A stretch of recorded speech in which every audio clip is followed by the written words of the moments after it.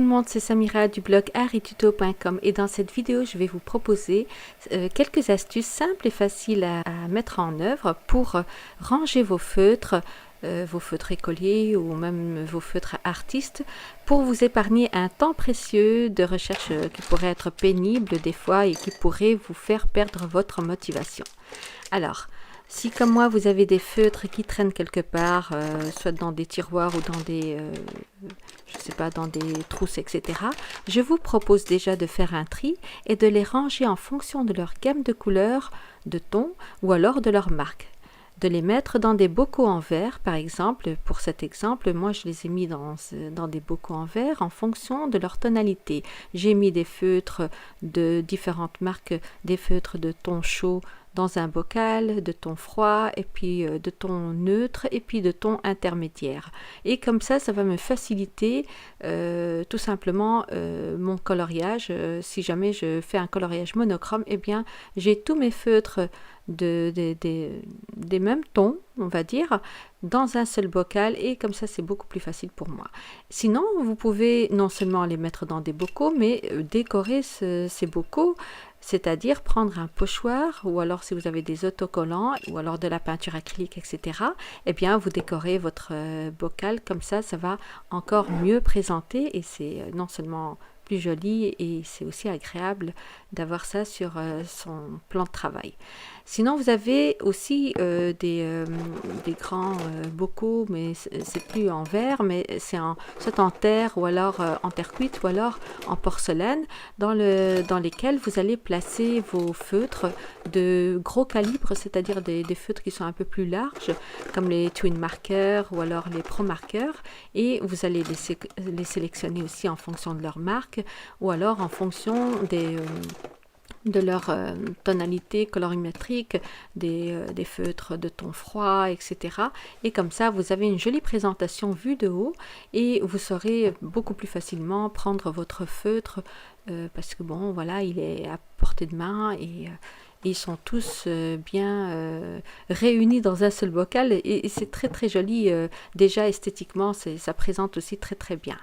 Alors il y a la deuxième astuce, et certainement vous devez aussi l'utiliser, c'est de placer vos feutres dans une sorte de caisse, qu'importe qu'elle vienne de chez Ikea ou de chez Action. Celle-ci vient de chez Action. Surtout si vous aimez un petit peu fouiller dans les caisses, eh bien c'est l'endroit idéal pour placer tous vos gros feutres. Moi j'ai mélangé les pro markers avec les twin markers et comme ça voilà, je sais me retrouver une fois que j'ai besoin de colorier avec ces feutres, eh bien je sais où les trouver. Alors il y a une autre alternative, c'est-à-dire l'astuce numéro 3, c'est de les mettre dans des caisses avec des compartiments, des caisses à compartiments. Cette caisse, normalement, c'était la caisse qui contenait des petits bocaux de peinture sur porcelaine. Une fois que je les ai utilisés, voilà, donc j'ai conservé cette caisse et donc j'ai placé mes feutres écoliers, enfin de gros calibre dans le premier compartiment et j'ai mis mes charpies dans le second compartiment et comme ça c'est beaucoup plus facile à moi de m'y retrouver. Alors sinon vous avez des étuis qui viennent d'origine avec les feutres et je trouve ça vraiment très très chouette de conserver cet étui parce que non seulement c'est fait pour, c'est imperméable et puis vous avez généralement une petite tirette avec la possibilité de le déplacer facilement. Donc c'est une petite sacoche qui vient avec les feutres. Sinon vous pouvez vous acheter une autre sacoche à maquillage, à toilette, etc. Et celle-ci vient de chez Primark. Et c'est une sacoche qui ne contient pas de compartiment ni de séparation. Donc c'est vraiment comme on va dire, une sorte de fourre-tout, et dans laquelle vous pouvez mettre aussi vos gros feutres. Et ce qui est chouette avec ces sacoches, c'est qu'elles sont jolies, vous pouvez les placer n'importe où, elles présentent bien, et en plus, vous avez aussi la possibilité de vous déplacer avec et voilà, je trouve ça vraiment très chouette et puis c'est bien plastifié de l'extérieur, donc si jamais vous oubliez un feutre ouvert et vous ne risquez pas de, voilà, de tacher votre plan de travail. Alors, sinon vous avez des sortes de bacs qui se clipsent les uns sur les autres.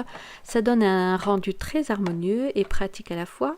Alors ça va vous faire gagner un temps fou et ça va vous éviter de laisser traîner vos feutres sur la table. Donc ce sont des compartiments, on va dire des bacs, dans lesquels vous allez placer aussi vos feutres en fonction de leur couleur, etc. Et je trouve ça vraiment très très chouette parce que ça présente bien. Et puis vous pouvez augmenter la hauteur de ces bacs. Je vous déconseille de dépasser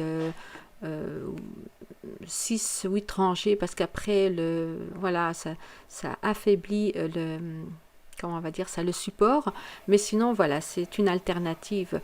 Donc voilà, ce sont 5 astuces que je vous propose qui sont faciles à réaliser, accessibles à tout le monde et qui ne sont pas très coûteuses. Dites-moi en commentaire si vous avez d'autres astuces, comment vous présentez vos feutres, si ces astuces vous conviennent, si vous les utilisez déjà et si vous aimez ce genre de vidéo, n'hésitez pas à me donner, je veux dire, un petit like, me mettre un petit pouce haut et voilà, de commenter aussi la vidéo et de la partager et de me poser des questions.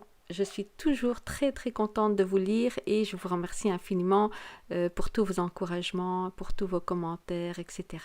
Donc voilà, je vous ai mis 5 autres astuces, la suite de cette vidéo en article. Vous aurez d'autres idées de rangement. Donc voilà, je vous invite à lire l'article. J'ai mis le lien juste en dessous de cette vidéo. Je vous invite aussi à télécharger votre kit de coloriage gratuit. Le lien se trouve aussi juste en dessous de cette vidéo. Quant à moi, je vous dis à très bientôt pour d'autres vidéos, pour d'autres tutos. Merci d'avoir regardé cette vidéo.